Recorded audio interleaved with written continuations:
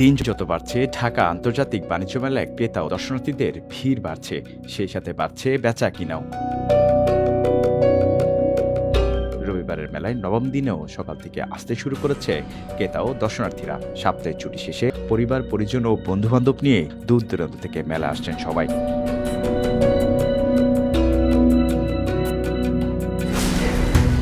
প্রতিবারের মতো এবারের মেলাতে প্রাধান্য পেয়েছে ঘরে ব্যবহৃত ইলেকট্রনিক্স পণ্য ও কসমেটিক সামগ্রী। সেই সাথে ভারত ও পাকিস্তান স্টলগুলোতে বেশ ভিড় দেখা গিয়েছে। গত 7 দিন ধরে শীত বেশি থাকায় কাঙ্ক্ষিত বেচা কিনা না হলেও শুক্রবার ও শনিবার স্টলগুলোর সামনে বেশ ভিড় লক্ষ্য করা গিয়েছে। আর নানা রকম অফার দিয়ে ক্রেতাদের দৃষ্টি আকর্ষণ করার চেষ্টা করছে দোকানিরা। সব মিলিয়ে ব্যবসা ও প্রযুক্তি বিনোদনে সমন্বয়ে 2026 সালের 30তম ঢাকা আন্তর্জাতিক বাণিজ্য মেলা হয়ে উঠেছে দেশের অর্থনৈতিক সম্ভাবনা এক অনন্য প্রদর্শন। শাহিদুল ইসলাম, প্রতিফলন।